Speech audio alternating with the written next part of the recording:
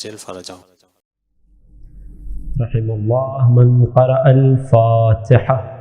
بسم اللہ الرحمن الرحیم. الحمد للہ رب العالمین الرحمن الرحیم مالک یوم الدین. ایاک نعبد و ایاک نستعین. اهدنا الصراط المستقیم صراط الذین انعمت علیہم غیر المغضوب علیہم ولا الضالین. صلی اللہ علیک یا ابا عبداللہ وعلى الأرواح التي حلت بفنائك عليك مني سلام الله أبدا ما بقيت وبقي الليل والنهار ولا جعله الله آخر العهد مني لزيارتكم. جس کے دل میں سید الشہداء کی زیارت کی خواہش ہے میرے ساتھ مل کر مولا کی بارگاہ میں سلام پیش کیجیے گا. السلام علی الحسین وعلى علي بن الحسين وعلى أولاد الحسين وعلى أصحاب الحسين. ما شاء اللہ لا حول ولا قوة الا باللہ العلی العظیم. اعوذ باللہ السمیع العلیم من الشیطان اللعین الرجیم.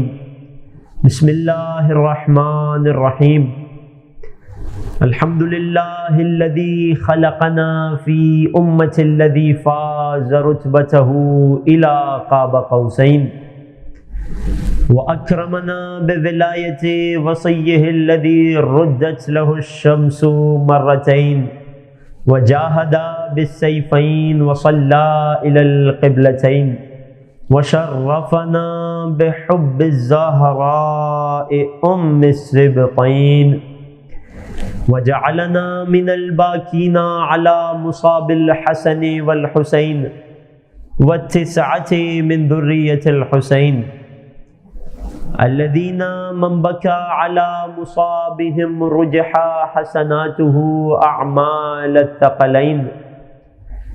والصلاة والسلام والتحية والإكرام على أشرف الكونين رحمة للدارين جد الحسنين أعني أبا القاسم محمد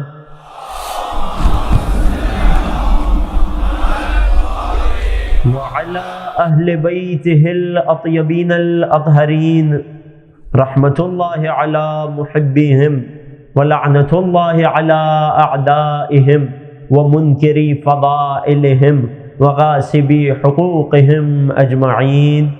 أما بعد فقد قال سيدنا ومولانا أبو عبد الله الحسين عليه أفضل الصلاة والسلام. أيها الناس ان اللہ ما خلق العباد الا لیعرفوه فاذا عرفوه عبدوه فاذا عبدوه استغنوا بعبادته عن عبادة ما سواه. صدق مولانا العظیم. ایک درود پڑھیے محمد و آل محمد. حضرات محترم، عزاداران سید الشہداء، سلام علیکم ورحمۃ اللہ. آفاق مہدویت کے عنوان سے ہماری گفتگو جاری ہے. میں نے عرض کیا ہے اور یقیناً سامعین کے اذہان عالیہ میں بھی موضوع کی ترتیب محفوظ ہوگی اس سے پہلے کہ باقاعدہ اپنے موضوع میں وارد ہوں اور کل کی گفتگو سے اپنی بات کو جوڑوں، میرے سامعین واقف ہیں کہ آج شب 17 صفر المظفر ہے۔ بروایت آج غریب الغربا سلطان عرب و عجم حضرت امام علی ابن موسیٰ الرضا علیہ الصلاۃ والسلام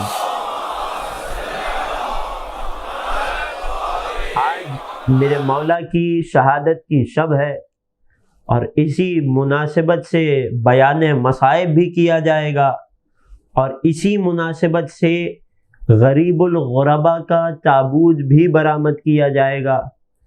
تو اپنی ذمہ داری کو ادا کرتے ہوئے آئیے ابتدا ہی میں دست دعا بلند کرتے ہیں، کیونکہ اتنے مقدس ذکر میں آ کر بیٹھیں، اتنے مبارک فرش ازا میں آ کر بیٹھیں اور دعا مانگے بغیر اٹھ جائیں تو یہ کفران نعمت سے کم نہیں ہے۔ پروردگار عالم، تجھے واسطہ محمد و آل محمد کا، تجھے واسطہ اس امام کا کہ جس کا ذکر ہم یہاں مسلسل کر رہے ہیں، تجھے واسطہ میرے وقت کے امام کا، تجھے واسطہ آج کے صاحب ازا غریب الغربا سلطان عرب و عجم کا، ہم سب کو مشہد مقدس اور تمام مقامات مقدسہ کی زیارت نصیب فرما، ہمارا شمار مولا و آقا امام رضا کے عزاداروں میں فرما، دنیا میں بار بار مولا کی زیارت، آخرت میں ان کی شفاعت نصیب فرما۔ بار الہ جو حاضرین مجلس ہیں ان کی تمام دلی حاجتوں کو قبول فرما۔ بار الہ بانیان کی جتنی زحمتیں ہیں، جتنے افراد، جتنے مؤمنین، جتنے نوجوان یہاں امام بارگاہ علی رضا میں خدمت عزاداری میں مشغول ہیں، ان تمام کی توفیقات خیر میں اضافہ فرما۔ بار الہ جو مومنین بیمار ہیں انہیں شفائے کاملہ و عاجلہ عطا فرما۔ دنیا میں جہاں کہیں مومنین آباد ہیں، عزاداری برپا ہو رہی ہے، تمام مومنین کو ہر بلا اور ہر وبا سے محفوظ فرما۔ بار الہ ہمارے مرحومین کی مغفرت فرما۔ بار الہ سب سے بڑی دعا، سب سے بڑی آرزو، جس ہستی کا یہاں ذکر کر رہے ہیں، جس کے عنوان سے گفتگو جاری ہے، جس کی معرفت میں اضافہ کرنے کی کوشش کر رہے ہیں، وقت کے امام فرزند زہرا منتقم کربلا قائم آل محمد کے ظہور میں تعجیل فرما، اور ہمیں ان کے خاص اعوان و انصار میں شمار فرما۔ ربنا تقبل منا انک انت السمیع العلیم وتب علینا انک انت التواب الرحیم۔ تمام دعاؤں اور حاجات اور عزاداری کی قبولیت کے لیے مل کر ایک درود پڑھ دیں محمد و آل محمد کا۔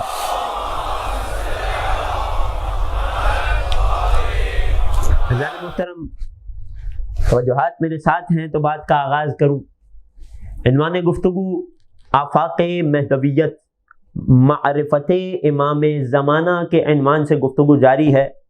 جیسا کہ میں بارہا عرض کرتا چلوں اور عرض کر چکا ہوں کہ ابھی ہم آفاق مہدویت میں سے فقط پہلے افق پر بات کر رہے ہیں، اور یہ افق کیا ہے؟ مہدویت اور دین کا ربط۔ دین یا تو عقیدہ ہے، یا شریعت ہے، یا اخلاق ہے۔ ابھی عقیدے کے باب میں مہدویت کا عقیدے سے کتنا گہرا تعلق ہے، اس میں گفتگو جاری ہے۔ پھر عقیدہ یا تو معرفت الہی ہے، اس معرفت الہی کا مہدویت سے کتنا گہرا تعلق ہے یہ آپ کی خدمت میں پیش ہو چکا۔ مہدویت اور نبوت خاصہ یعنی ہمارے آخری نبی کی نبوت کا مہدویت سے کتنا گہرا تعلق ہے، کچھ پیش ہو چکا، کچھ آئندہ گفتگو میں آئے گا۔ فعلاً ہماری گفتگو چل رہی تھی مہدویت اور نبوت عامہ، آدم سے لے کر عیسیٰ تک کی نبوت اور عقیدہ مہدویت میں کیا ربط ہے۔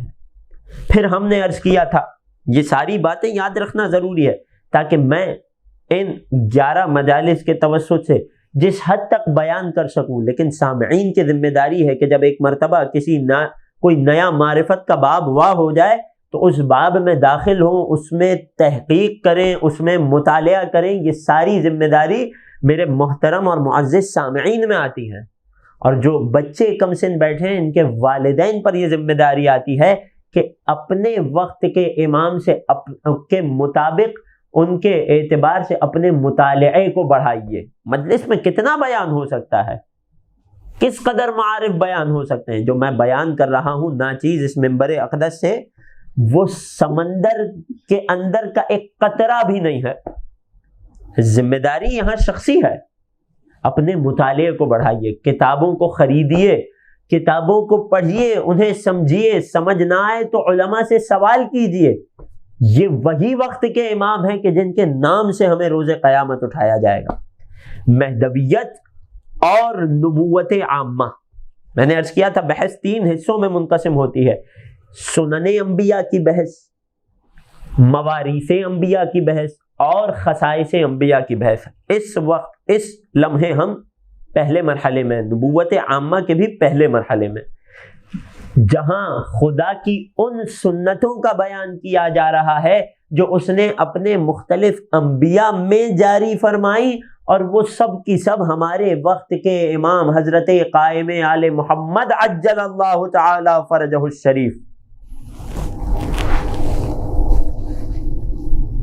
میرے وقت کے امام میں جمع کر دی گئی ہیں.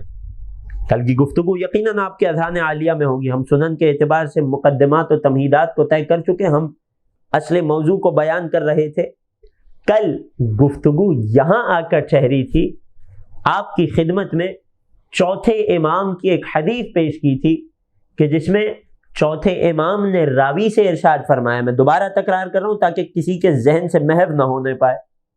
چوتھے امام نے راوی کو مخاطب کر کے فرمایا تھا للقائم منا سنن من الانبیاء، ہمارے قائم میں انبیاء کی سنتیں ہیں.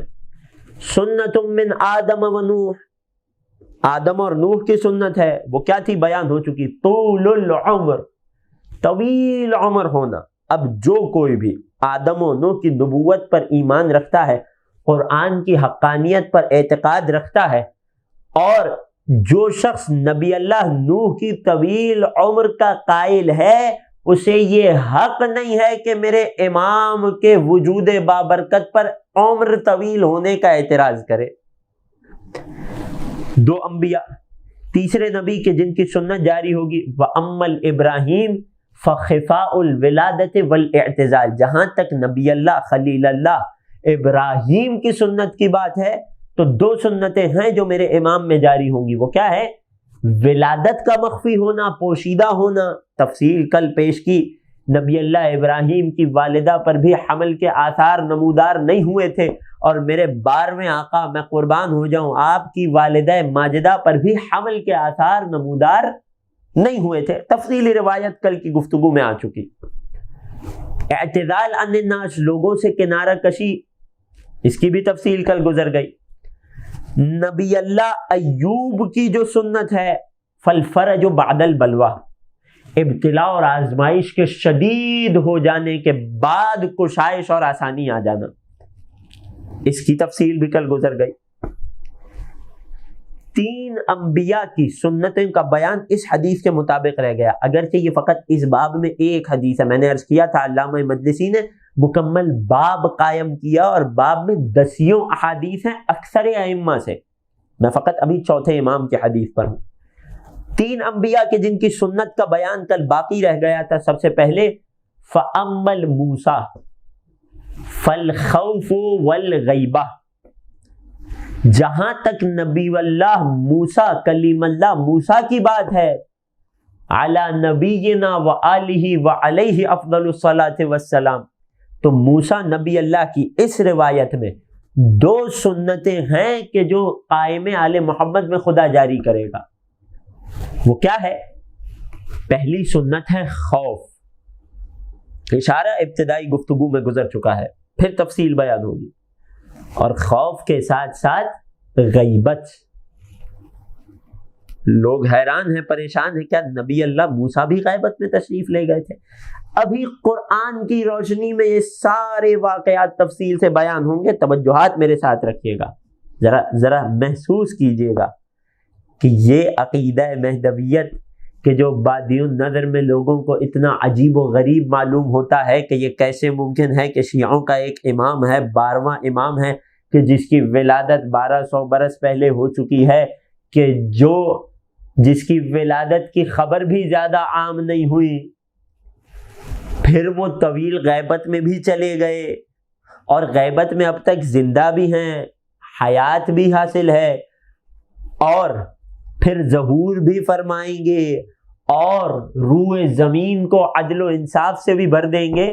لوگوں کو یہ عقیدہ بڑا عجیب و غریب لگتا ہے، اس کی فقط ایک وجہ ہے کہ انہوں نے قرآن کو، خدا کی لاریب کتاب کو صحیح طریقے سے نہیں پڑھا۔ بات پہنچ رہی ہے؟ ورنہ یہ قرآن فیہ تبیان لکل شیء، اس قرآن میں ہر شے کا بیان ہے۔ کوئی محکم عقیدہ ہو نہیں سکتا کہ اس کا بیان قرآن میں نہ ہو۔ اصلاً یہ قرآن، یہ خدا کی لاریب کتاب، یہ کس مقصد سے، کس ہدف سے نازل ہوئی؟ ان ھذا القرآن، خدا خود قرآن میں اس کے نزول کا مقصد بتا رہا ہے۔ ان ھذا القرآن یہدی للتی ہی اقوم، یہ قرآن اس راستے کی طرف رہنمائی اور ہدایت کرنے آیا ہے کہ جو بالکل سیدھا ہے، بالکل مستقیم ہے، جس میں کہیں کجی کہیں ٹیڑھا پن نہیں ہے۔ قرآن کس مقصد سے اتارا گیا؟ ہدایت کے مقصد سے۔ تو پھر قرآن میں اتنے زیادہ قصے اور کہانیاں کیوں بیان ہوئی؟ کیا قرآن کوئی قصوں کی کتاب ہے؟ کیا اسٹوری ٹیلنگ کی کتاب ہے؟ نہیں عزیزوں، قرآن ہدایت کی کتاب ہے۔ تو پھر اتنے تفصیل سے انبیاء کے واقعات کیوں بیان ہوئے؟ وجہ یہ تھی کہ ان ماضی کے واقعات میں مستقبل کے لیے عبرت تھی۔ ماضی کے یہ واقعات مستقبل میں عقیدوں کے محافظ بننے تھے۔ توجہ ہے؟ اور یہاں حسن اتفاق دیکھیے کہ وہ نبی کہ جس کے حالات و واقعات میں آل محمد میں خصوصی طور پر امیر المومنین کے ساتھ یا خصوصی طور پر میرے 12ویں آقا کے ساتھ جس نبی کے واقعات میں جتنی زیادہ شباہت تھی ائمہ سے، اس نبی کے واقعے کو اس قدر زیادہ مقدار میں بیان کیا گیا۔ گویا قرآن پکار کے یہ کہہ رہا ہے، ارے اگر عقیدہ امامت سمجھنا ہے، عقیدہ مہدویت سمجھنا ہے تو مجھ قرآن سے پوچھو، دیکھو مجھ میں انبیاء کے کون سے واقعات ہیں، وہ سب کے سب تمہیں آل محمد کی سیرت میں نظر آئیں گے۔ ایک صلوات پڑھیے، محمد و آل محمد۔ انہی انبیاء میں کہ جن کے قصے کو قرآن نے بہت تفصیل سے بارہا بیان کیا، بلکہ سب سے زیادہ بیان کیا نبی اللہ موسیٰ کا واقعہ۔ اور حیرت نہ کیجیے گا کہ نبی اللہ موسیٰ کے ساتھ جو واقعات گزرے جنہیں قرآن نے نقل کیا، ان واقعات کی جہاں میرے مولا و آقا امیر المؤمنین کی حقانیت سے بڑا گہرا تعلق ہے، وہی میرے مولا امام زمانہ سے بھی بڑا گہرا تعلق ہے۔ کیسے؟ میں پیش کرنے لگا ہوں، توجہات میرے ساتھ ہیں۔ نبی اللہ موسیٰ کا واقعہ کہ جو قرآن میں سب سے زیادہ مفصل انداز میں بیان ہوا، اس سے زیادہ کوئی واقعہ بیان نہیں ہوا۔ اور اتفاق، پہلے امام کی امامت پر بھی یہ واقعہ دلیل بنتا ہے، آخری امام کی امامت پر بھی یہ واقعہ دلیل بنتا ہے۔ اللہ اکبر۔ نبی اللہ موسیٰ کا قصہ کیا ہے؟ اولاً تو ولادت، نبی اللہ موسیٰ کی ولادت بھی پوشیدہ تھی۔ جو حدیث پیش کی اس میں امام نے نبی اللہ ابراہیم کا تذکرہ کیا، لیکن بعض دیگر احادیث میں نبی اللہ موسیٰ کی ولادت کو بھی میرے آخری امام کی پوشیدہ ولادت پر دلیل بنایا گیا۔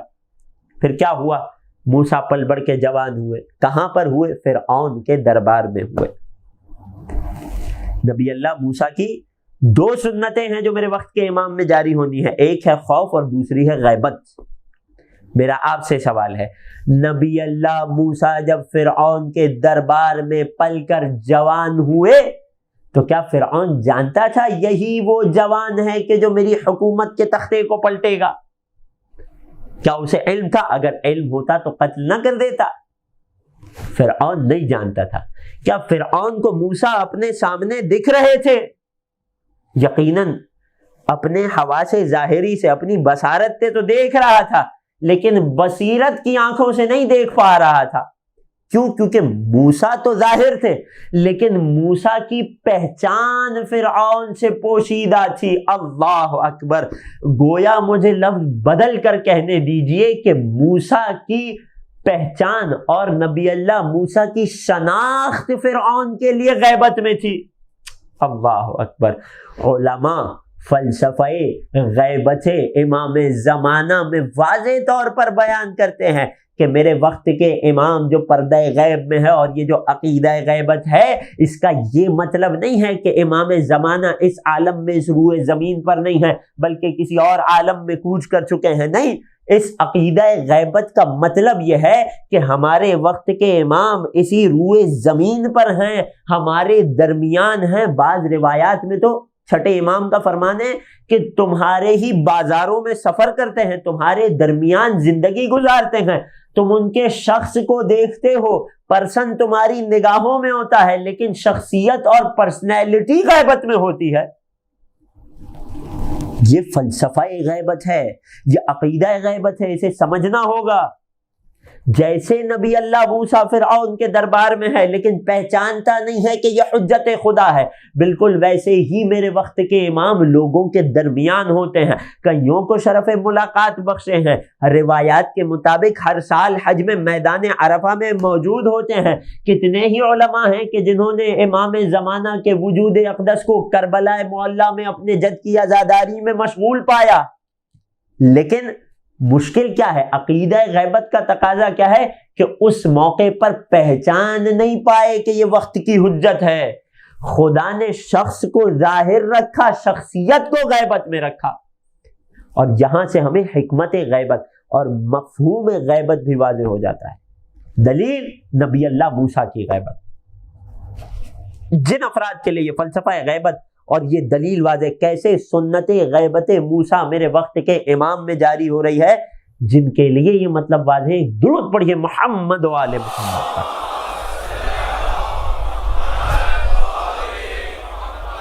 یہ ہے نبی اللہ موسیٰ کی پہلی سنت، اور یہ غیبت ایک مرتبہ درپیش نہیں آئی موسیٰ کو، شخصیت کا غائب ہونا، پرسنالٹی کا غیبت میں ہونا۔ میں بہت آسان مثال دے دوں اپنے بچوں نوجوانوں کو سمجھانے کے لیے۔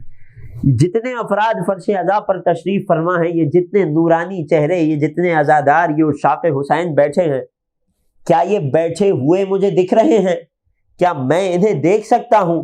یقیناً میں اپنی بصارت سے انہیں دیکھ سکتا ہوں، لیکن انہی میں سے کوئی ایک طبیب یعنی ڈاکٹر بھی ہوگا، مثلا کوئی ایک انجینئر بھی ہوگا، ممکن ہے کوئی عالم دین بھی ہو، لیکن جب تک میں شخصی طور پر شناسائی نہیں رکھتا، کیا مجھے وہ بیٹھا ہوا شخص، اس کے بارے میں یہ معلوم ہے، یہ پہچان ہے، یہ معرفت ہے کہ یہ ڈاکٹر ہے؟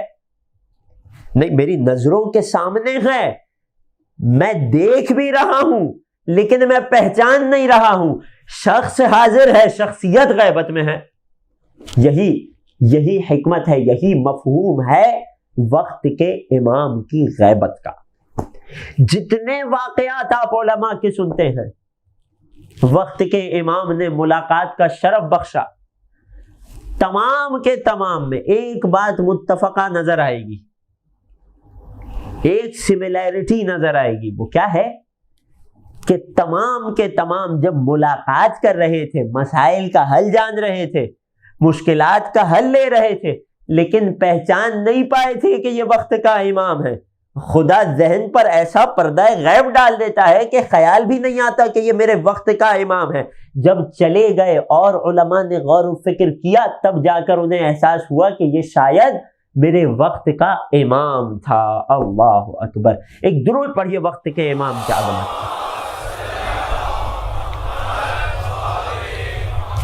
جو میرے ساتھ ہے، سنن انبیاء کے جو میرے امام مہدی میں جاری ہو رہی ہیں، نبوت عامہ اور مہدویت کا گہرا تعلق محسوس فرما رہے ہیں۔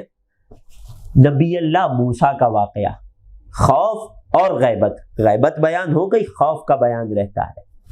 اصلاً عزیزان محترم، اس سے پہلے کہ نبی اللہ موسیٰ کے خوف کو بیان کروں، یہ بات واضح ہو جائے کہ خوف ہر طرح کا مذموم اور ناپسندیدہ نہیں ہوتا ہے۔ خوف کی دو قسمیں ہیں، ایک خوف خوف مذموم ہے، ناپسندیدہ ہے، اور ایک خوف اس کے مقابلے میں ممدوح اور پسندیدہ بھی ہے کہ جس کے ہونے کو انسان میں پسند کیا گیا ہے۔ اللہ اکبر۔ خوف خدا کیا ہے؟ خوف خدا بھی تو خوف ہے، کیا مذموم ہے؟ نہیں، پسندیدہ ہے۔ بالکل اسی طرح تقیہ جس خوف کی وجہ سے کیا جاتا ہے وہ مذموم نہیں ہے، ممدوح ہے، تعریف آئی ہے روایت میں اس کی۔ بالکل اسی طرح اگر کسی انسان کو کوئی بڑا ہدف دیا گیا ہو اور جب تک وہ ہدف پورا نہ ہو جائے وہ اپنی ذات کی، اپنی جان کی حفاظت کرے، اپنی جان کے لیے خائف ہو، یہ خوف شریعت میں ممدوح ہے، پسندیدہ ہے۔ امیر المؤمنین سے زیادہ شجاع تو کوئی نہیں ہے، لیکن امام علی رحلت اور شہادت رسول کے بعد نبی اللہ موسیٰ والی قرآن کی آیتیں پڑھا کرتے تھے۔ فرجع منہا خائفا یترقب، جیسے موسیٰ خوف کی حالت میں اپنے شہر سے نکل رہے تھے، مجھ علی کا عالم بھی یہی ہے۔ کیا علی کو کوئی خوف زدہ کر سکتا ہے؟ علی کو سوائے خدا کے کسی کا خوف نہیں تھا، لیکن مشکل کیا تھی؟ علی کو خوف اپنی جان کا نہیں تھا، علی کو خوف اس ہدف کا تھا، اس الہی کام کا تھا کہ جو علی کے اوپر خدا نے ذمہ داری رکھی تھی۔ یہی وجہ ہے نا کہ جب 30 برس گزر گئے رحلت رسول کو، شہادت رسول کو، اور علی نے اپنے ہدف کو جو ذمہ داری خدا کی جانب سے دی گئی تھی اسے مکمل کر لیا، تو وہی علی ہے نا جو خود اپنے قدموں پہ چل کر موت کی جانب جا رہا ہے، اور ابن ملجم کو مخاطب کر کے کہہ رہا ہے کہ میں جانتا ہوں کہ تیرے لباس میں تو نے کیا چھپا رکھا ہے۔ اللہ اکبر۔ اور موت آنے پر کیا کہہ رہا ہے؟ فزتو ورب الکعبہ، رب کعبہ کی قسم علی کامیاب ہو گیا۔ 30 برس پہلے کی موت علی کو قبول نہیں ہے، لیکن 30 برس کے بعد جب علی نے کار امامت کو انجام دے دیا تو اب یہ موت علی کے لیے کامیابی ہے۔ اللہ اکبر۔ ایک درود پڑھیے علی ابن ابی طالب کی عظمت۔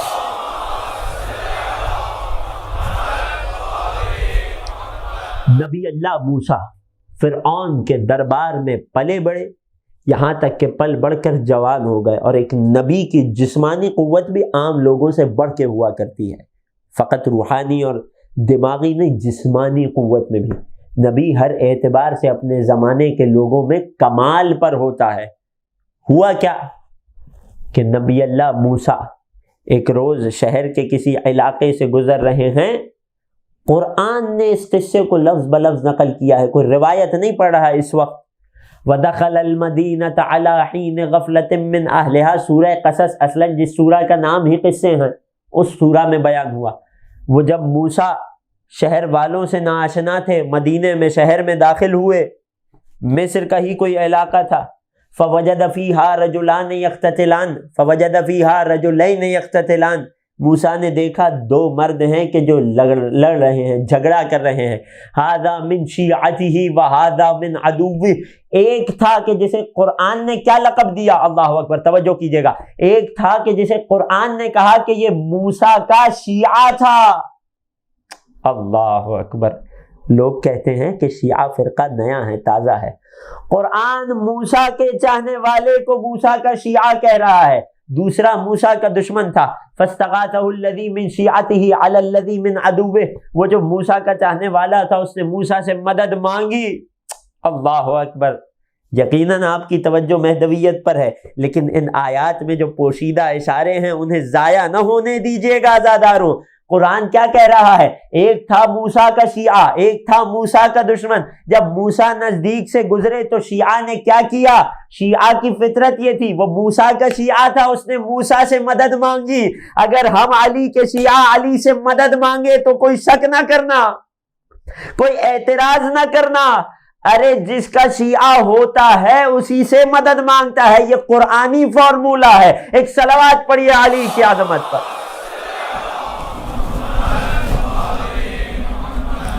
یہاں ایک اور جملہ عرض کرتا چلوں آپ کی شاداب سماعتوں کو دیکھ کر، آیت میں غور و فکر ہو رہا ہے، یہ افلا یتدبرون القرآن کی آیت پر عمل ہو رہا ہے۔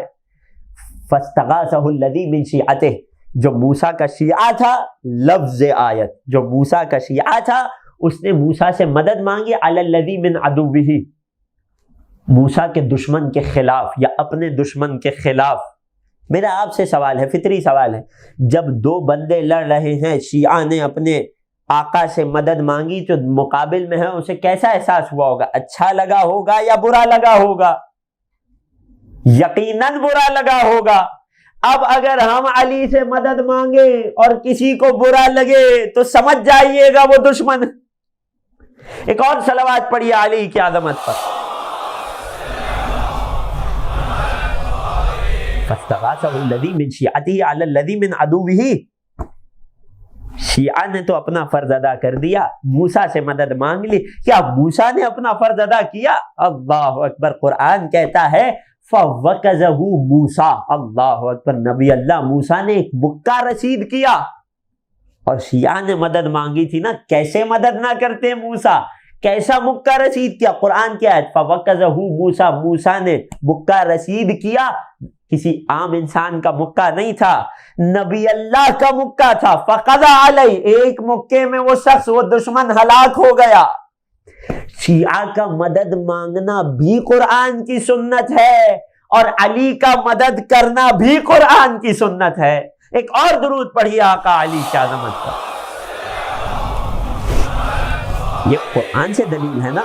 ابھی ہم نے کوئی روایت تو ذکر نہیں کی، ابھی ہم نے خیبر و خندق کا قصہ تو نہیں پڑھا. قرآن کہہ رہا ہے کہ جس کے شیعہ ہو اس سے مدد مانگنا اس کی ذمہ داری ہے، وہ مدد کرے گا. اللہ اکبر. اور کیسی مدد کرے گا؟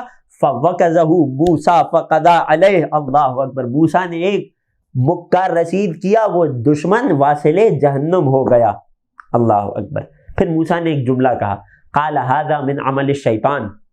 اب یہاں جن لوگوں نے در اہل بیت کو چھوڑ دیا، انہوں نے عجیب و غریب سی تفاسیر کی کہ جو نعوذ باللہ نبی اللہ کے موسیٰ کے مقام کو کم کرتی ہیں. لیکن یہ منبر اہل بیت ہی تو ہے، یہ منبر حسین ہی تو ہے کہ جس سے قرآن ناطق کے ساتھ ساتھ قرآن ثابت بھی بیان ہوتا ہے. قال ھذا من عمل الشیطان. جنہوں نے در اہل بیت کو چھوڑا انہوں نے ھذا کا مشار الیہ کسے بنایا؟ کہ موسیٰ نے یہ کہا کہ موسیٰ کا مکہ رسید کرنا یہ شیطان کے عمل میں سے تھا. اللہ اکبر. ہم کہتے ہیں والعیاذ باللہ، یہ ہو نہیں سکتا کہ نبی اپنے کام کو شیطان کا کام کہے.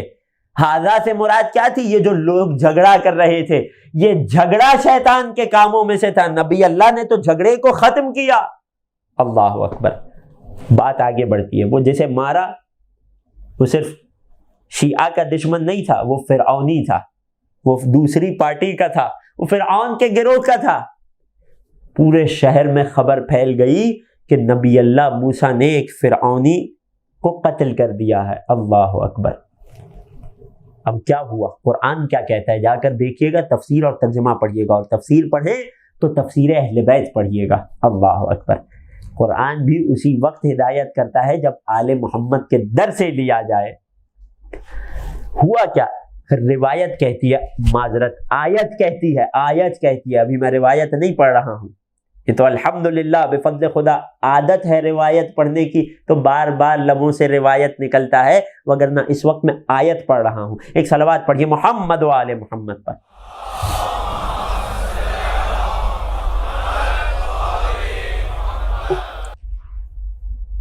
توجہات میرے ساتھ ہیں عزیزو؟ تھک کر تو نہیں سن رہے؟ اگلی آیت کہتی ہے فخرج منها خائفا يترقب. ایک تیسرا شخص آیا کہ جس نے نبی اللہ موسیٰ کو بتا دیا کہ نبی اللہ آپ کی مخبری ہو رہی ہے، جگہ جگہ جاسوس آپ کی تلاش میں ہیں، آپ فوراً شہر چھوڑ دیجئے. آیت کیا کہتی ہے؟ فخرج منها خائفا يترقب. نبی اللہ موسیٰ شہر چھوڑ کر نکلے اس عالم میں کہ وہ خوف زدہ تھے. اللہ اکبر. بڑے بڑے لوگ بڑے بڑے منہ کھول کر ہمارے وقت کے امام پر بڑے بڑے اعتراض کرتے ہیں کہ تمہارا امام کیا خوف زدہ ہو گیا ہے جو غیبت میں ہے؟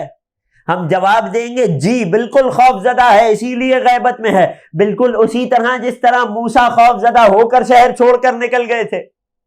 کیوں؟ موسیٰ کو اپنی جان کا خوف تھا؟ نہیں، وہ ہدف الہی جو خدا نے معین کیا ہے، وہ بنی اسرائیل کی نجات کا بھاری ذمہ، وہ بار عظیم کہ جو موسیٰ کے کاندھوں پر تھا. موسیٰ کو خوف یہ نہیں تھا کہ میں دنیا سے چلا جاؤں، خوف یہ تھا کہ یہ کار رسالت ادھورا رہ جائے گا۔ بالکل اسی طرح ہمارے وقت کے امام خوف کی وجہ سے غیبت میں ہے، لیکن خوف اپنی ذات پر نہیں ہے، یہ تو اس علی کا پوتا ہے جو کہتا ہے لا یخاف علی ابن ابی طالب، علی کو خوف نہیں ہے، اب وقع علی الموت ام وقع علیہ الموت، چاہے موت علی پر آ پڑے چاہے علی موت پر جا پڑے، یہ اسی علی کا پوتا ہے، اسے اگر خوف ہے تو اس عظیم ہدف الہی کے ضائع ہو جانے کا خوف ہے، وہ جو 1,24,000 انبیاء اور 11 اماموں کی محنت ہے اس کے ضائع ہو جانے کا خوف ہے۔ یہ آخری حجت کوئی عام حجت نہیں ہے، یہ وہ حجت ہے، یوں تو ہر حجت خدا خاص ہوتی ہے، لیکن یہ وہ حجت ہے کہ جس کے کاندھوں پر اللہ نے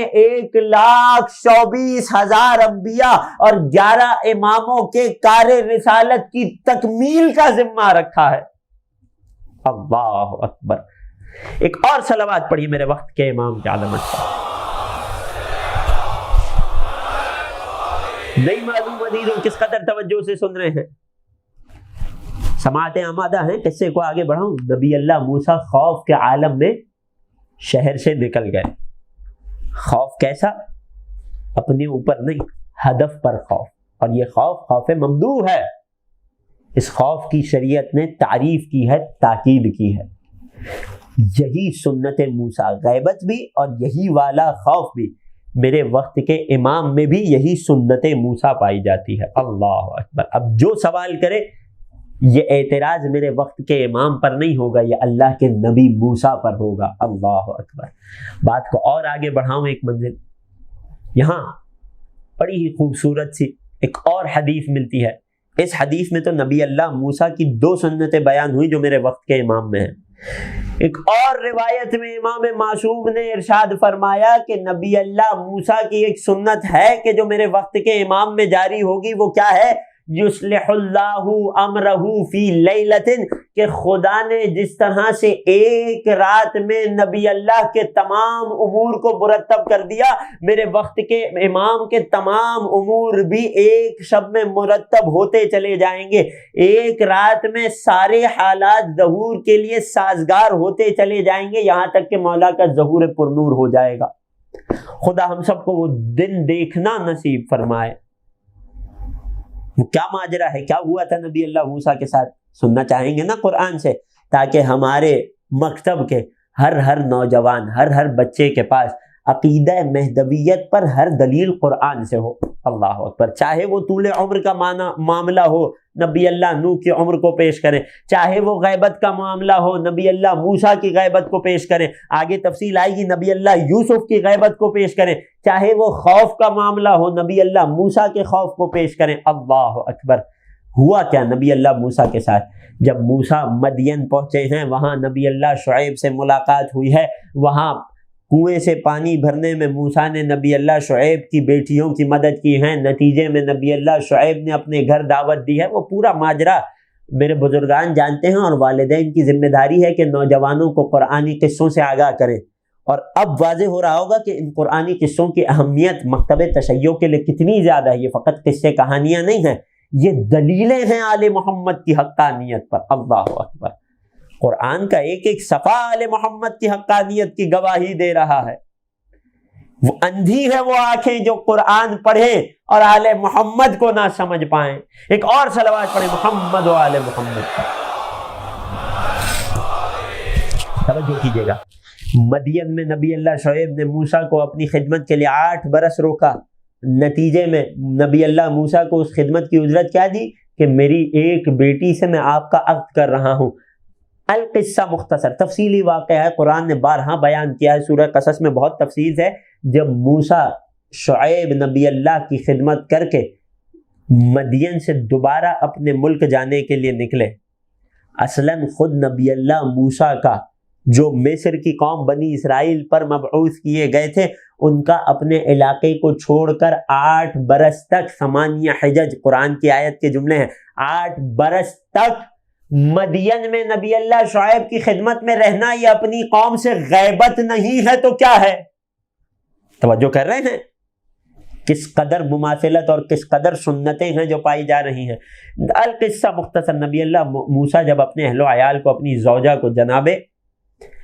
زوجہ کو لے کر جب نکلے ہیں دوبارہ مصر کی طرف رخ کیا ہے، کیا ہوا؟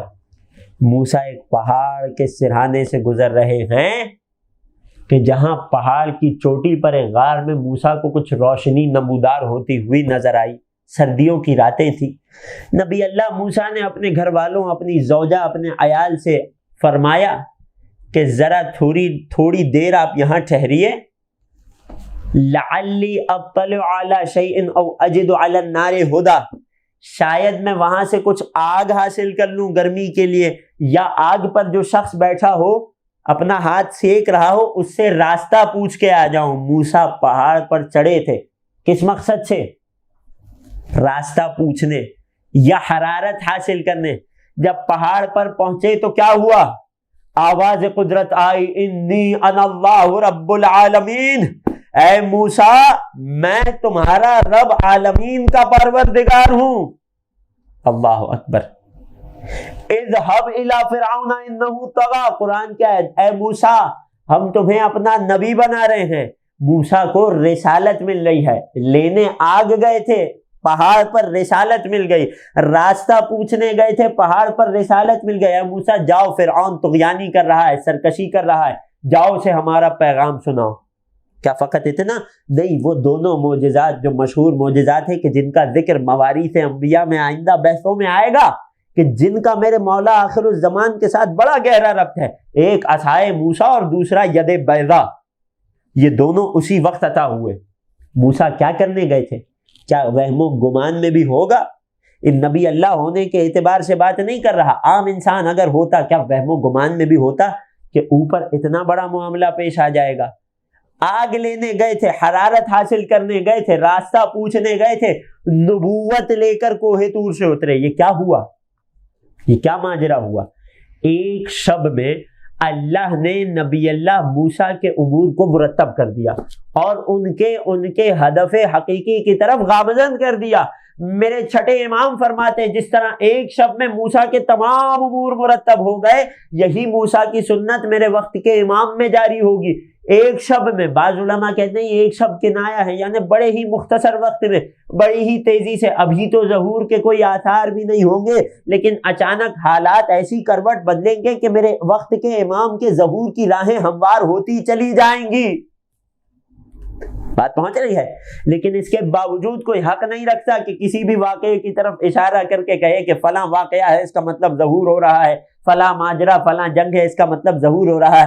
یا خدا جانے یا حجت خدا جانے۔ ایک درود پڑھیے محمد و آل محمد۔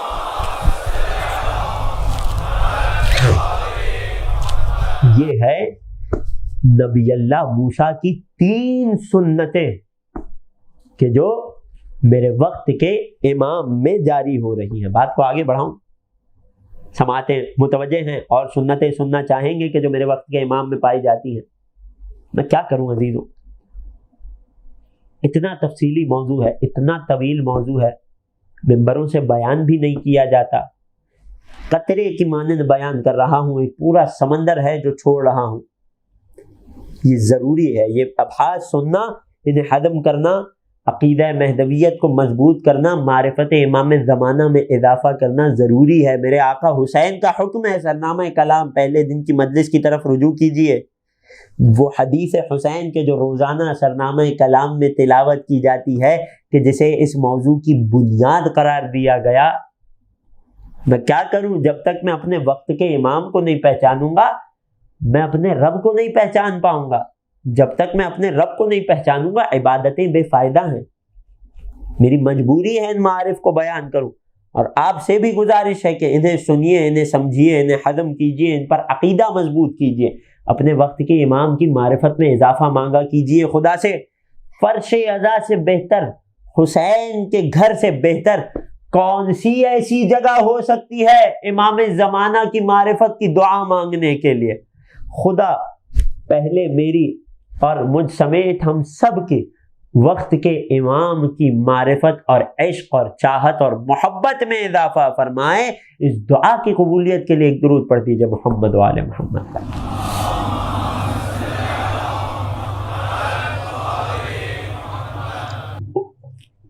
کتنی ہی باتیں ہیں جو میں پڑھ رہا ہوں، اور کتنی زیادہ باتیں ہیں جو میں چھوڑتا ہوا گزر رہا ہوں۔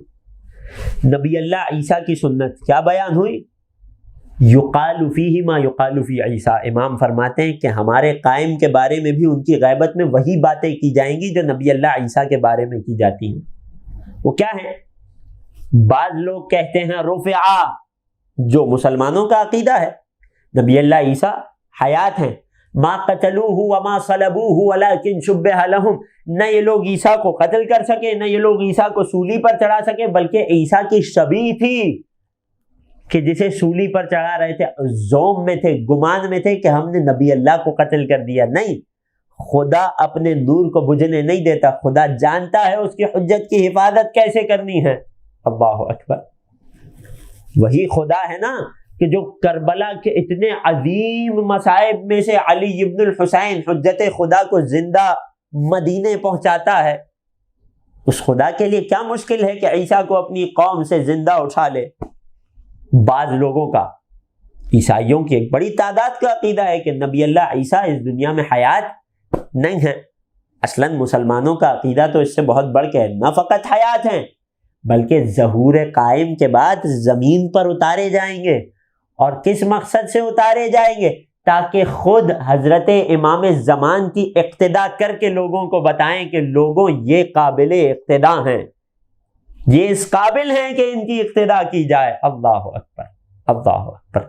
کیا حسین منظر ہوگا، تصور کیجئے گا کہ جب زہرا کا لال آگے ہوگا، مریم کا لال پیچھے ہوگا، زہرا کا لال نماز پڑھا رہا ہوگا، مریم کا لال نماز پڑھ رہا ہوگا، کیا اب بھی کوئی سوال کرے گا کہ مریم افضل ہیں یا زہرا افضل ہیں؟ آل مریم افضل ہیں یا آل زہرا افضل ہیں؟ ایک صلوات پڑھیے محمد و آل محمد پر۔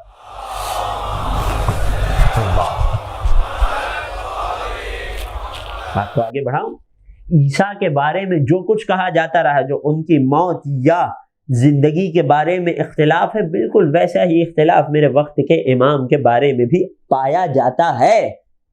کوئی انہونی بات نہیں کر رہا جو کسی کو معلوم نہیں ہو، پریکٹیکلی موجود ہے، آپ دیکھ سکتے ہیں معاشرے میں، آپ کتابیں اٹھا کے پڑھیے، لوگوں کا اس امت مسلمہ کے مختلف مذاہب و فرق کا مہدویت پر کیا عقیدہ ہے، اور سب سے زیادہ قرآن کے مطابق کس کا عقیدہ ہے۔ اللہ اکبر۔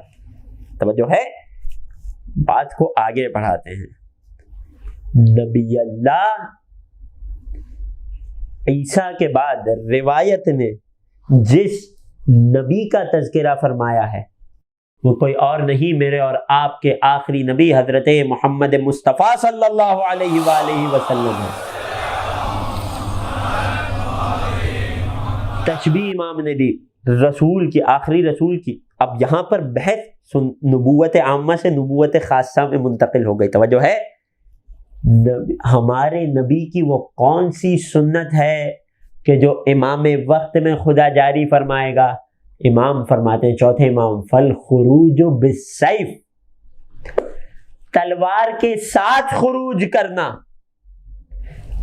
کیا مطلب؟ علماء اب یہاں مختلف تفسیریں ہیں۔ اب یہ ایک مختلف موضوع ہے کہ جب حضرت حجت ظہور فرمائیں گے تو کیفیت کیا ہوگی۔ یہ مہدویت کے باب میں ایک الگ افق ہے، ہم تو ابھی پہلے ہی افق پر ہیں۔ علماء کے چند اقوال پائے جاتے ہیں، فقط اشارہ کر رہا ہوں، تفصیلی بحث کبھی زندگی رہی تو پیش کروں گا۔ مختلف آفاق مہدویت ابھی پہلے افق پر ہیں، اور خدا سے یہی دعا کر رہا ہوں کہ ہم ان 11 مجالس میں پہلے افق کو مکمل کر لیں مہدویت کی بحث کے۔ اشارہ کر دوں، علماء کے یہاں چند اقوال پائے جاتے ہیں۔ بعض حدیث کے ظاہری لفظ پر جمے رہے، انہوں نے، اب یہ مختلف آراء ہیں، انہوں نے فرمایا، وہ اس بات کے قائل ہوئے کہ جس طرح رسول تلواروں سے لڑا کرتے تھے، اسی طرح وقت کے امام بھی تلواروں سے لڑا کریں گے۔ تو ایسے افراد کے سامنے ایک بہت بڑا اعتراض اور سوال آیا، وہ کیا کہ آج دنیا میں اسلحہ اتنی ترقی کر چکا ہے، ظہور امام نہ جانے کب ہو، خدا جلدی فرمائے، لیکن اس وقت تک دنیا کا عالمی اسلحہ کس موقع پر ہوگا؟ تو امام کیسے اس اسلحے کے مقابلے میں اپنی تلوار کے زور پر ٹک پائیں گے میدان جنگ میں، عام اصطلاح میں، عام زبان میں؟ اب یہاں علماء نے دو جواب دیے۔ ایک جواب کہ جو عقیدے کا ہے وہ کیا ہے، ارے یہ کوئی عام تلوار نہیں ہے، یہ رسول کی تلوار ہے، یہ علی کی تلوار ہے، یہ ذوالفقار ہے، اور فقط ذوالفقار نہیں ہے، ہاتھ بھی ید اللہ ہی ہے۔ اللہ اکبر۔ اس کے سامنے کوئی اسلحہ ٹک نہیں پائے گا۔ لیکن ایک دوسرا عقلی جواب بھی دیتے ہیں بعض علماء، وہ کہتے ہیں کہ ظہور قائم سے پہلے دنیا کے حالات ایسا پلٹا کھائیں گے، ایسے مڑ جائیں گے کہ دنیا میں تمام جو ناری اسلحہ ہے، جو فائر آرمز ہے، وہ سب کے سب ختم ہو جائیں گے۔ ہماری تو دعا ہے خدا کرے ایسا ہو تاکہ زمین پر امن و انصاف بڑھ جائے، زمین پر انسان سکون سے رہنے لگے۔ اصلاً وہ کہ جسے لوگوں کے حفاظت کے لیے بنایا گیا تھا، وہی لوگوں کا سب سے بڑا دشمن بن چکا ہے۔ یہ ایک قول ہے، ایک رائے ہے۔ اس کے مقابلے میں دوسری رائے کیا ہے، جو بعض علماء میں مشہور بھی ہے، کہ یہاں سیف اور تلوار تو کنایا ہے۔ امام اگر اس زمانے میں اپنے صحابی کو کہتے کہ بندوق کے ساتھ خروج کریں گے تو اسے کہاں سمجھ آتا اس دور میں؟ یہ تو آل محمد ہیں جو قیامت تک اور اس کے بعد کی باتوں کو دیکھ رہے ہیں، جانتے ہیں، جو گواہ ہیں۔ اصحاب کی عقلیں اتنی تو نہیں تھی۔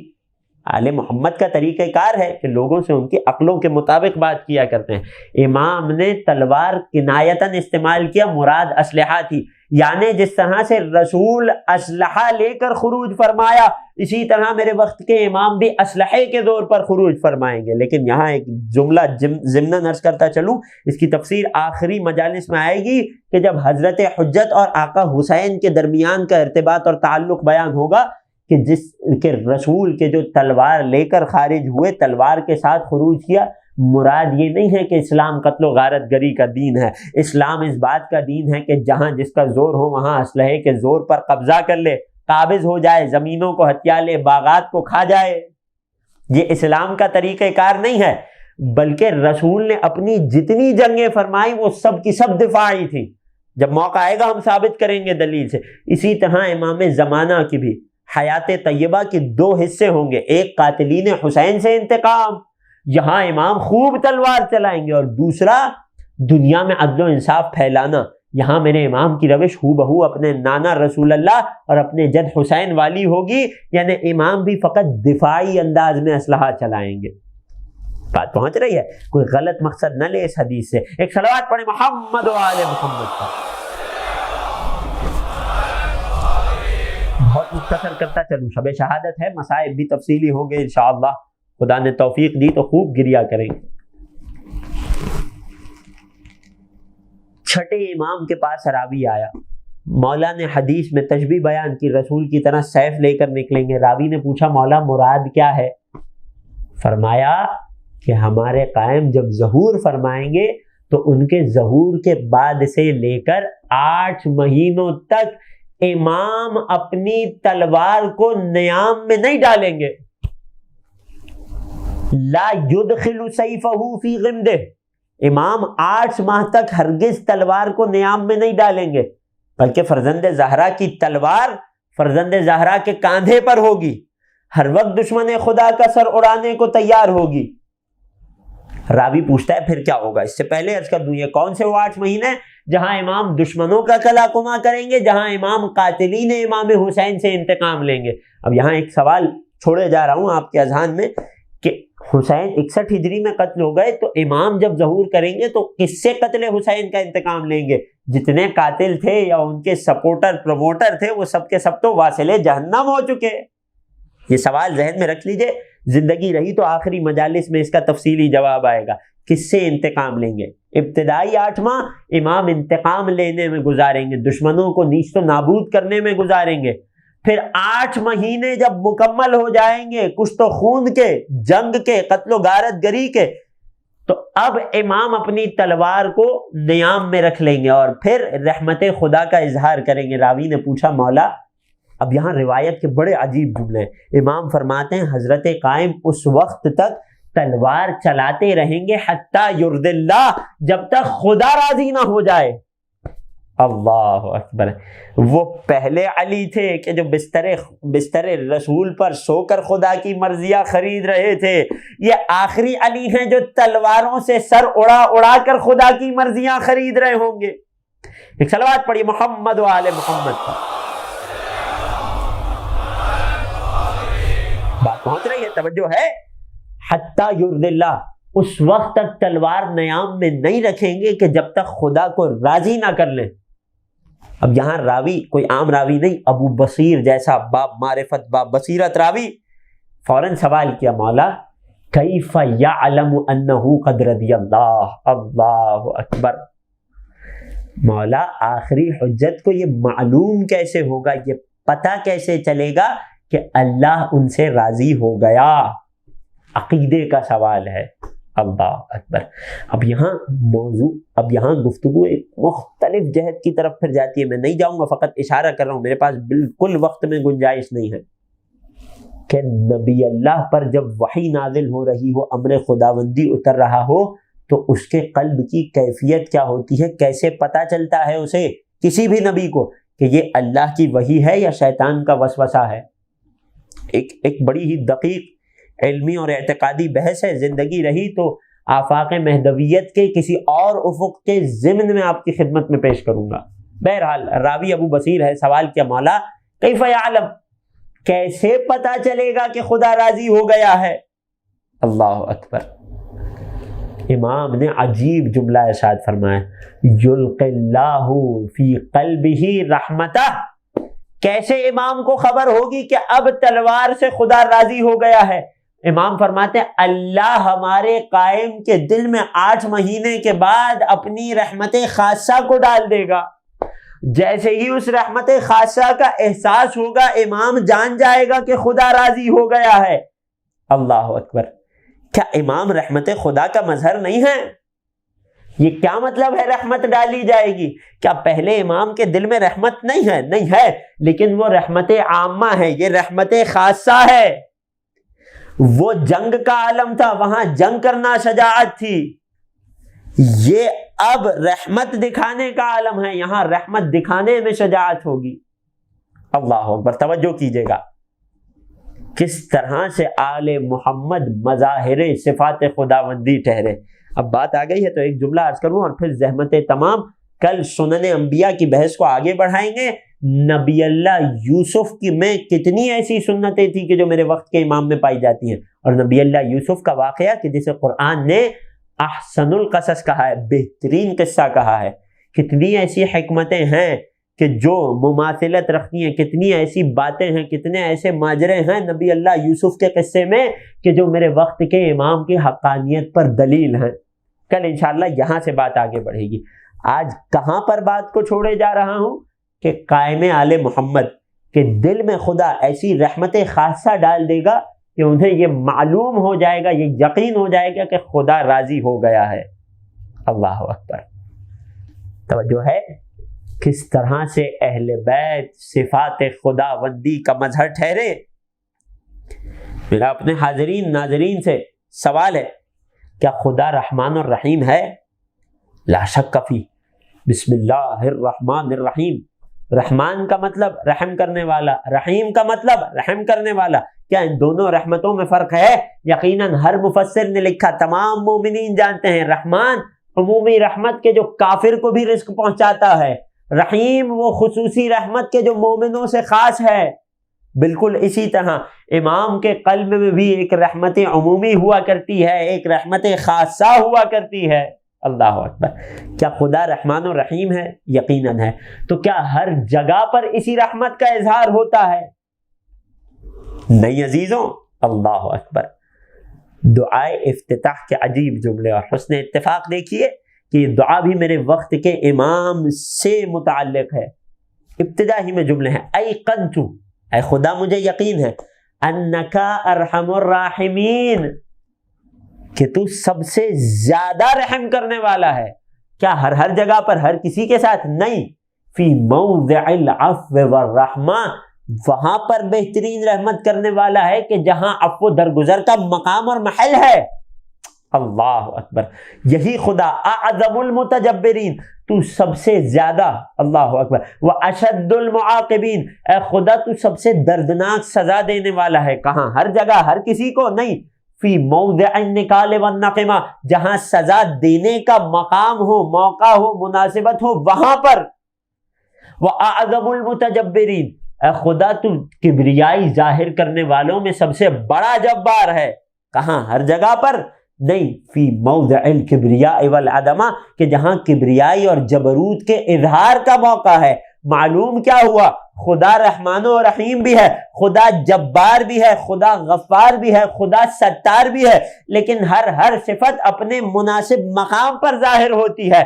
بالکل جس طرح سے خدا کے اوصاف موقع کی مناسبتوں سے ظاہر ہوتی ہیں، اسی طرح اہل بیت میرا وقت کا امام مظہر صفات خدا بندی ہے۔ جہاں دشمن پر سختی کے اظہار کی باری آتی ہے وہاں 8 ماہ تک تلوار نیام میں نہیں رکھی جاتی۔ جہاں اپنوں کے ساتھ رحمت و شفقت کا موقع آتا ہے وہاں رحمت خاصہ میرے امام کو گھیر لیتی ہے۔ ایک صلوات پڑھیے وقت کے امام کی عظمت۔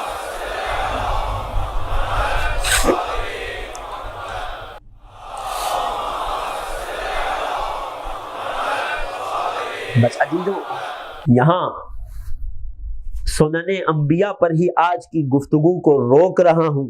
شب 17 صفر میرے 8ویں سرکار کی شہادت کی شب ہے اور وقت کے امام کو پرسہ دینا ہے ان کے جد کا۔ غریب الغربا ہے میرا 8واں مولا، اللہ اکبر، غریب الغربا، مدینہ سے بہت دور 8ویں امام کا پرسہ ان کے فرزند کہ جو آج یتیم ہو رہے ہیں، میرے 9ویں امام اسخل امام تقی جواد علیہ السلام کی خدمت میں بھی پیش کرنا ہے، میرے وقت کے امام کی خدمت میں بھی پیش کرنا ہے۔ ائمہ کی ماں ام الائمہ حضرت شہزادی کونین کی بارگاہ میں بھی ان کے اس فرزند کا پرسہ پیش کرنا ہے۔ ایک اور ہستی ہے کہ جسے 8ویں امام کی شہادت کا پرسہ پیش کرنا ہے، وہ کون ہے؟ وہ اس بھائی کی انتہائی محبت کرنے والی بہن شہزادی معصومہ قم سلام اللہ علیہ۔ خدا ہم سب کو شہر قم و مشہد کی زیارت نصیب فرمائے۔ عزاداروں، 8ویں امام کو غریب الغربا جانتے ہو کیوں کہا جاتا ہے؟ کیونکہ امام کو مدینے سے شہر بدر کر دیا گیا، خراسان کی طرف بلایا گیا۔ اس وقت میرے 9ویں امام جواد کی عمر مبارک بہت کم سن ہے، بہت مختصر ہے۔ راوی نے عجیب منظر دیکھا کہ جب 8ویں امام اپنے گھر والوں کو، اپنی اولاد کو ودا کر کے مدینے سے جانے والے ہیں، 9ویں امام مدینے کی زمین پر تشریف فرما ہوئے اور اپنے ہاتھوں سے خاک کو اٹھاتے اور خود اپنے سر پر ڈالتے۔ بنی ہاشم میں یہ یتیمی کی علامت تھی۔ 9ویں امام جانتے تھے کہ آج میرا بابا غریب الغربا یہاں سے جا رہا ہے، اب کبھی زندگی میں میری بابا سے ملاقات نہیں ہوگی۔ خود اپنے آپ کی یتیمی کا احساس خود کو دلا رہے تھے۔ میں ہاتھ جوڑ کے کہوں گا، اے 9ویں امام، یتیمی کا پرسہ قبول کیجئے۔ اتنے چاہنے والے ہیں ہماری جانب سے تعزیت قبول کیجئے۔ مولا اپنے در پہ حاضری نصیب کیجئے۔ مولا یہ تو آل محمد کا طریقہ کار ہے نا کہ جب یتیم ہوتا ہے کوئی تو سر پہ خاک ڈالی جاتی ہے۔ مولا آپ تو خود اپنے سر پہ خاک ڈال رہے ہیں، لیکن تاریخ نے ایک عجیب منظر دیکھا۔ عصر عاشور جب ایک بابا اپنی بیٹی سے ودا کر کے خیمے سے جنگ کے لیے جا رہا تھا، بیٹی نے اپنے ننھے ہاتھوں سے ذوالجناح کی سموں کو تھام لیا۔ اے ذوالجناح، میرے بابا کو میدان جنگ میں نہ لے جا، صبح سے جو کوئی جاتا ہے واپس نہیں آتا ہے۔ سید الشہداء کا حسین غریب الغربا زین فرس سے زمین پر تشریف لائے، سکینہ کو کچھ دیر سینے سے سلایا۔ ارباب مقاتل نے عجیب منظر لکھا، وہاں میرا 9واں امام اپنے سر پہ خاک ڈال کے یتیمی کا اعلان کر رہا ہے۔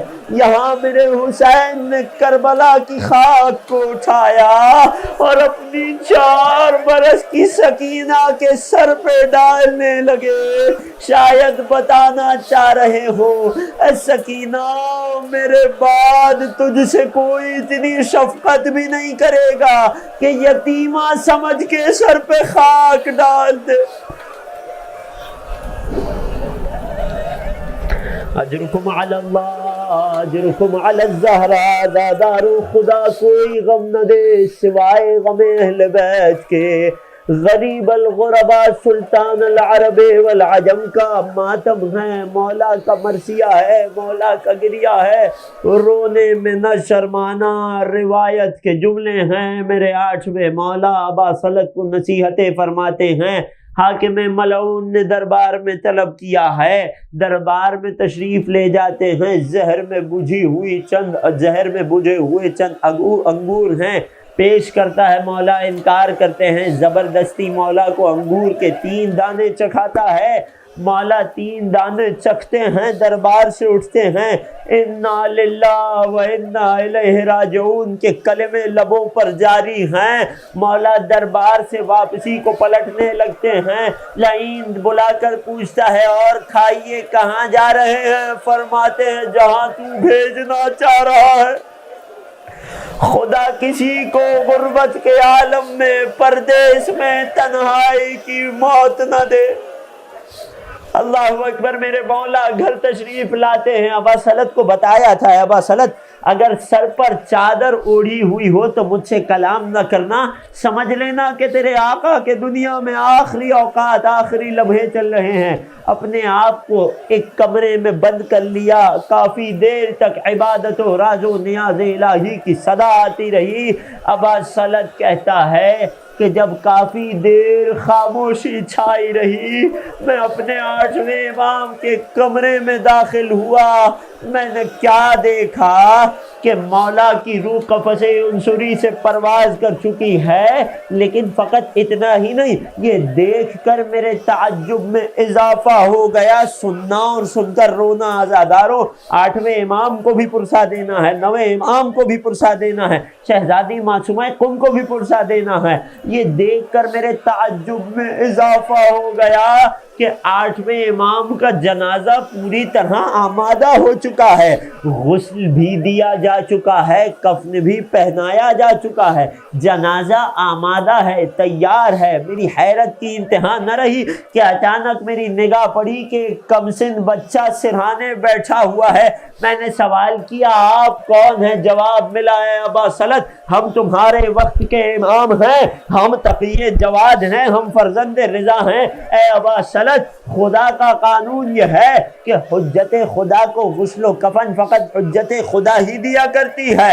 اے ابا صلت اسی ذمہ داری کو نبھانے تیرا یہ کم سن امام مدینے سے خراسان باعجاز امامت آیا ہے۔ میں ہاتھ جوڑ کے کہوں گا سننا، سر کو پیٹ کے ماتم کرنا۔ اے مولا تقی جواد پرسا قبول کیجئے، بڑی غربت میں آپ کے بابا کو مارا گیا، بڑی تنہائی میں مارا گیا، پردیس میں مسافری کی موت مارا گیا۔ اللہ اکبر۔ لیکن مولا آپ تو مدینے میں تھے، لیکن کتنے خوش نصیب ہو مولا، مدینے سے طویل عرض کر کے خراسان آئے، اپنے بابا کو پوری شان اور احترام سے غسل و کفن دیا۔ ارے قدرت کی چاہتیں بھی عجیب ہیں۔ ایک امام وہ ہے کہ جو اپنے بابا کو مدینے سے خراسان آ کر غسل و کفن دے رہا ہے، لیکن آپ کے بابا 8ویں امام نے کہا ہے یا ابن الشبیب ان کنت باقیا لشیء فابکی علی الحسین، اے فرزند شبیب اگر کسی چیز پر گریہ کرنا ہو میرے جد حسین پر رونا۔ آپ کے بابا کے حکم کی تعمیل میں مولا مدینے سے کربلا آ گئے، مدینے سے خراسان آ گئے، بابا کو غسل و کفن دے دیا، بڑے خوش نصیب ہو۔ تاریخ نے ایک نوجوان بیٹا ایسا بھی دیکھا کہ جو کربلا میں اپنے بابا کے بے کفن لاشے کے سرحانے سے گزر رہا ہے، اور عالم یہ ہے کہ آنکھوں سے آنسو جاری ہیں، اور ایک جملہ کہتا جاتا ہے بابا جس کا جوان بیٹا ہو اس کا بابا کا لاشا بے غسل و کفن نہیں رہتا، بابا سید سجاد کو معاف کر دو، بابا میرے ہاتھوں میں ہتھکڑیاں ہے، پیروں میں بیڑیاں ہے، ارے سید سجاد سے یہ منظر برداشت نہیں ہو رہا تھا۔ روایت کے جملے ہیں قادت نفذہ ان تخرج، قریب تھا کہ سید سجاد کی روح قفس عنصری سے پرواز کر۔ اجرکم علی اللہ اجرکم علی الزہرا، آزاداروں دو جملے دل کھول کے ماتم کرو۔ 17 سفر کی شب ہے، مولا آقا رضا کا ماتم ہے، تابوت برآمد ہوگا، ذرا اس تابوت کو جب اٹھانا، جب باندھا دینا تو تصور کرنا اے مولا رضا بڑے خوش نصیب ہو، بڑے جوش کے ساتھ آپ کے جنازے کو مومنین نے اٹھایا، لیکن ہائے آپ کے جد حسین کا لاشا کربلا کی تپتی ریت پر پڑا رہا۔ آخری جملے پھر زحمت تمام عزاداروں، میرے 8ویں امام کی ایک خواہر بھی تھی کہ جسے اپنے بھیا سے بڑا پیار تھا، بڑی محبت تھی، بڑا عشق تھا، مدینے سے بھیا کی تلاش میں خراسان چلی، والی قم نے بڑے احترام سے رکھا اور اپنے بھیا کی شہادت کی خبر سنائی، فقط خبر سنی تھی، برداشت نہ ہوئی، علیل ہوئی، علالت کے باعث انتقال فرما گئی۔ میں ہاتھ جوڑ کے کہوں گا قم کا رخ کر کے اے معصومہ قم ہمارے پرسے کو قبول کیجئے، بڑی مظلومیت ہے آپ کے بھائی کی۔ شہزادی فقط بھیا کی موت کی خبر سنی، فقط شہادت کی خبر سنی، برداشت نہ کر پائی، ارے ذرا کربلا آئیے اور دیکھیے ایک بہن ہے اور ایک بھائی کو 70 قدم کے فاصلے سے ذبح ہوتے دیکھ رہی ہے، وائے ماما کہہ کر سر کو پیٹو اور امام رضا کے تابوت کو کندھا دو۔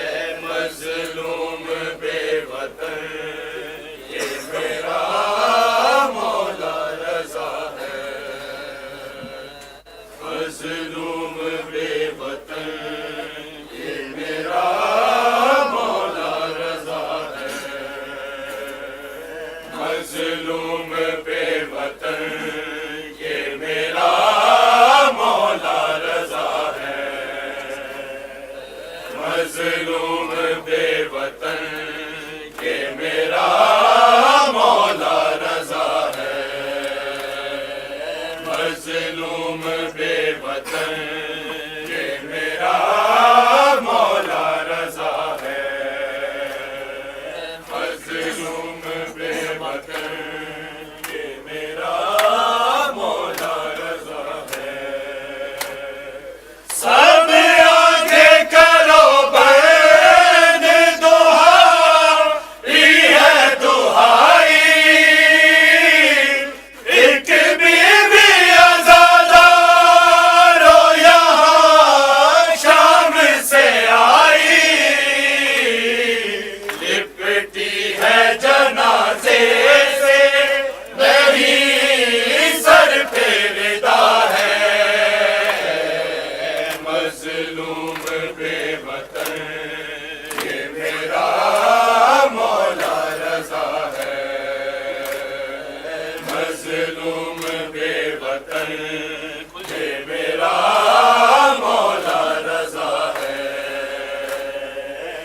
مظلوم